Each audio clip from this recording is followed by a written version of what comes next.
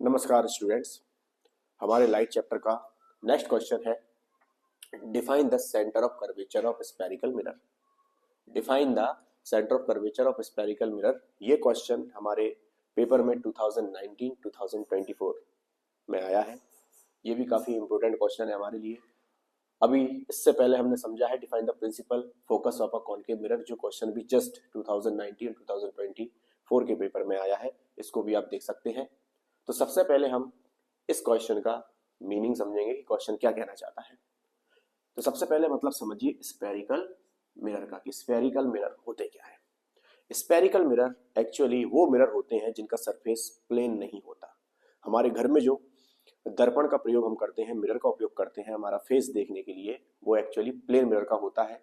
और plane mirror हमको same size की इमेज बनाकर देगा, इमेज बिल्कुल सीधी की सीधी बनाकर देगा। जितना ऑब्जेक्ट मिरर से दूर होगा उतनी ही मिरर के अंदर दूरी पर इमेज हमको दिखाई पड़ेगी। बट स्फेरिकल मिरर का मतलब होता है कि जैसे मान लीजिए कोई स्फीयर है, कोई बॉल है। एक हम छोटा सा एग्जांपल ले सकते हैं। जैसे मान लीजिए बॉल है, ओके। इस बॉल को हम इधर से थोड़ा सा कट कर दें, ठीक है, तो हमें एक कटोरी जैसा, बाउल जैसा पोर्शन मिलेगा, ठीक है। ये पूरा एक बॉल है, एक स्फीयर है। इसको हमने यहां से इस तरीके से कट कर दिया तो हमें ये वाला पोर्शन देखने को मिलेगा, ये वाला पोर्शन, ओके। यहां से लेके यहां तक का ये पोर्शन देखने को मिलेगा। तो ये एक स्फीयर का पार्ट है। क्या है? स्फीयर का पार्ट। अब इस स्फीयर के पार्ट में हम या तो पीछे की तरफ पॉलिश कर दें तो ये कॉनकेव मिरर बन जाएगा। कौन सा मिरर बन जाएगा? कॉनकेव। और या फिर इस मिरर के पार्ट में हम जो बेंट इन वाला पोर्शन है, दबा हुआ पोर्शन है, उस पर पॉलिश कर दें तो ये कॉन्वेक्स मिरर बन जाएगा, ओके।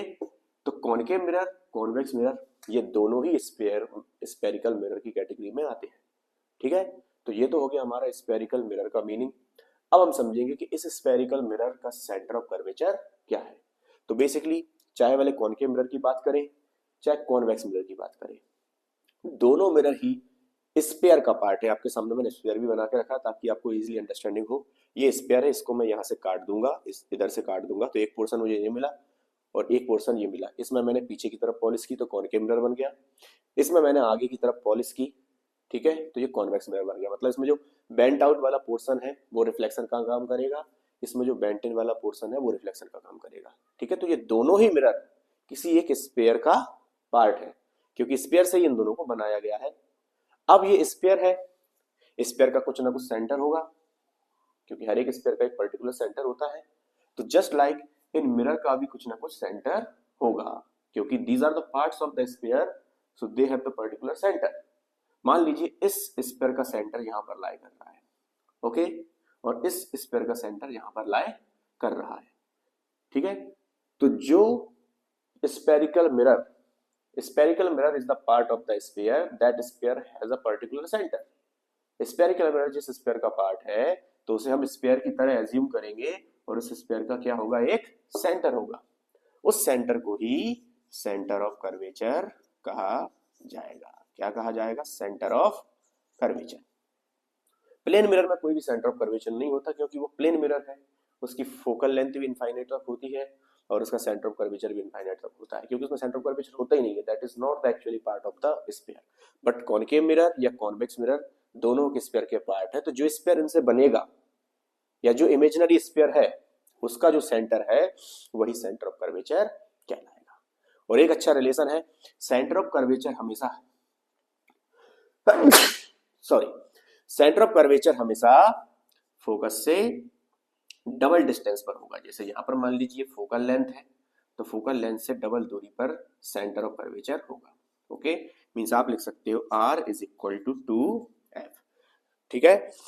R यहां पर क्या है? R होती है रेडियस ऑफ कर्वेचर, जो कि सेंटर ऑफ कर्वेचर से पोल को जोड़ने वाली दूरी होती है, ठीक है। सेंटर ऑफ कर्वेचर पॉइंट है, स्फीयर का सेंटर, और उसको प्रिंसिपल पोल से जोड़ने वाली जो इमेजिनरी लाइन है, the distance between the pole to the centre of curvature is called the radius of curvature, ठीक है। और फोकस से प्रिंसिपल पोल को फोकस से प्रिंसिपल बॉल को जोड़ने वाली जो डिस्टेंस होती है उसको फोकल लेंथ कहते हैं।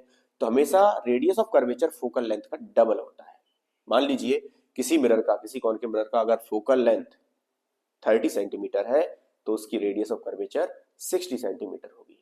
ठीक है, ये रिलेशन हमें काफी बार उपयोग होता है। इससे रिलेटेड न्यूमेरिकल हमारे बोर्ड एग्जाम में, स्पेशली एमपी बोर्ड और स्टेट बोर्ड एग्जाम में आता है, R is equal to 2F। ठीक है, तो आई होप आपको क्वेश्चन इजीली समझ में आ चुका है।